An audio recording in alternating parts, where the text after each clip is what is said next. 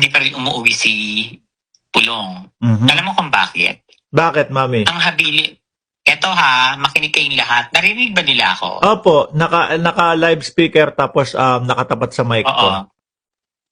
Alam na ni Duterte na hindi na siya makakalabas. Kahit maging presidente pa si Sara. Ang huling hiling ni Duterte, ipapatay si BBM. Hello? Pati buong pamilya. Hello?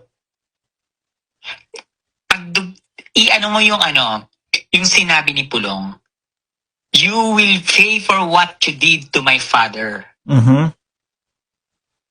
Oo, nakita ko yun. Nabasa ko yun. Yun. Oo. Idugtong mo ngayon yung statement ni Harry Roque na pwede lang mawala si BBM kung kukunin siya ng Diyos. Ay, grabe. Meron? Hindi ko pa nakita yun. Inano ko na yan alam mo kaya hindi ako ngayon sa Facebook ko.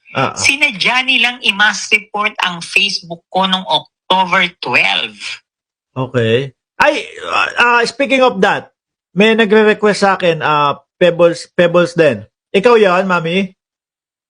Oo, akin yun. Okay. Gumawa ako ng bago, yung 4 na. Okay. I-accept ko kasi hindi ko pa na-accept hanggat hindi kita nakakausap eh. Gumawa agad ako ng bago. Opo. Ngayon, nabibisit na sila sa akin kasi yung September 21 rally, alam ko lahat yon. Oo. So, in-inform ko sila Browner, in-inform ko lahat, pati Palacio, in-inform ko sila kung sino funder, nagagawa sila ng coup, ayun, ang gulo lahat, nangyari lahat.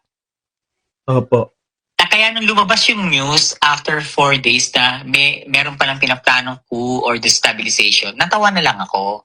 Kasi alam ko na. Doon sa TikTok ko, maririnig nyo lahat. Ilinabas ko lahat ng ebidensya. September 19 pa lang, sinabi ko na may linulutong coup. September 20, sinabi ko ang funder si Chabit, yung mga nakademandang contractors, yan sila Alcantara, yung mga engineers, at yung USEC na si Bernardo. Sila ang nagbigay ng pondo para manggulo at magkaroon ng destabilization, mapaalis si BBM noong September 21.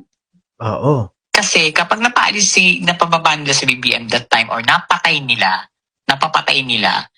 absuelto lahat. Into lahat, oo. Pati si Roque, uwi. As absuelto lahat, yun ang plano.